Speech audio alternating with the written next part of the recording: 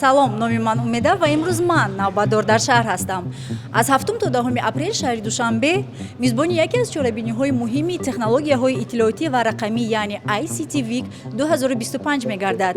Барои чанд рӯз инҷо макони илму технология, ҳамкориҳои нав ва идеяҳои инноватсионӣ мегардад. Биёед бо ҳам бубинем то инҷо чист.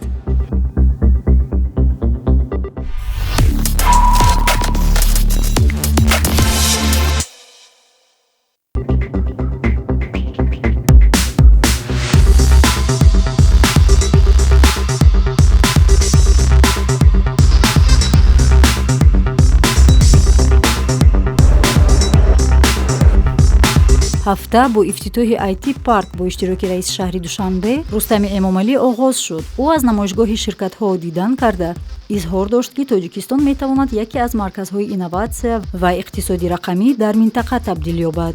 Дар рӯзи аввал Expo IT баргузор шуд, ки дар он беҳтарин ширкатҳои финтек, IT марказҳо ва лоиҳаҳои навин ширкат варзиданд.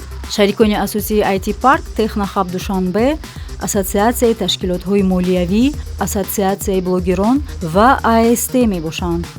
мақсади асосии баргузории форуми мазкур ин рушди соҳаи технологияи иттилоотӣ ва ҳамзамон дастгирии соҳибкори рақамӣ мебошад.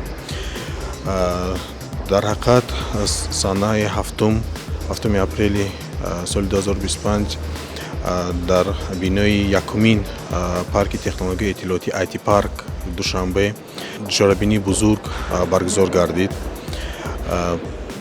дар ин чорабинӣ зиёда аз 500 мутахассисон, иштирокчиёни соҳаи технологияи иттилоотӣ ва коммуникатсия иштирок намуданд. ҳамзамон бояд қайд кард, ки аз санаи 7 то 10 апрел дар бинои IT парк чорабиниҳо баргузор мегардад дар шакли ҳам мизи гирд, ҳам конферансҳо, ҳам форумҳо ва умедвор ҳастем, ки соҳибкорони рақамӣ дар чунин чорабиниҳо фаъолона иштирок менамоянд ва аз ҳама даъват менамоем марҳамат ба IT парк Душанбе биёянд. Ташаккур. Зеҳни сунъӣ, робитаҳои ҳушманд, лоиҳаҳои инноватсионӣ сари одам чарх мезанад. Мо гӯё ба олами дигар, ба фардо афтидем. Ширкати Тисел суръати баланди интернети мобилиашро нишон дод то 1380 мегабайт сония.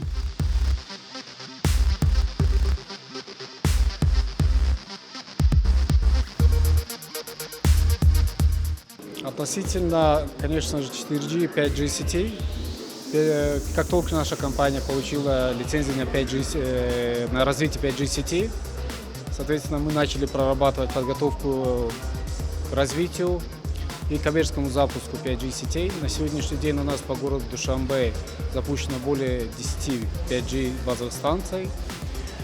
Компания продолжит развитие 5G сетей и, соответственно, не будем забывать о потенциале 4G сетей, который на сегодняшний день достаточно большой.